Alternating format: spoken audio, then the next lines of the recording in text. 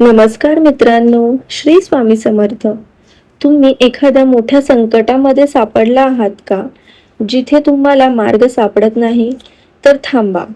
आज हा छोटासा फरक तुमचे आयुष्यातील सारे दुःख, अडचणी कायमचे दूर करू शकेल.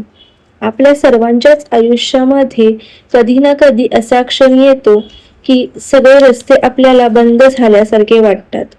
मन अस्वस्थ वाटतं, काही प्रश्नांची उत्तरे मिळत नाही. अशा वेळेला आपण अनेक उपाय करतो, पण एक उपाय असा आहे जो खूप सोपा असूनही अत्यंत प्रभावी आहे. अनेकदा आपण स्वामींना फक्त मागणे मागत असतो, पण तुम्ही त्यांच्याशी गप्पा मारल्या आहेत का? तुम्ही संकटात असाल तेव्हा एका शांत जागी बसा. स्वामींसमोर डोळे मिटून बसा. स्वामींच्या मूर्ती किंवा फोटोकडे बघा. त्यांना आपल्या अडचणी सांगा. जणू एखाद्या जिवलग मित्रासोबत.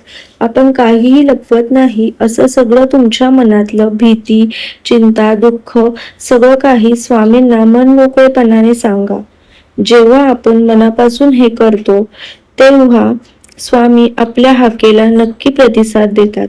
कधी कधी एखादी छोटीशी गोष्ट आपल्या आयुष्यातून निघून जाते, तेव्हा त्यापेक्षा अधिक चांगली गोष्ट आपल्या आयुष्यामध्ये येण्यासाठी. हे लक्षात ठेवा, स्वामींच्या योजना आपल्या कल्पनेपेक्षा खूप मोठ्या आणि सुंदर असतात.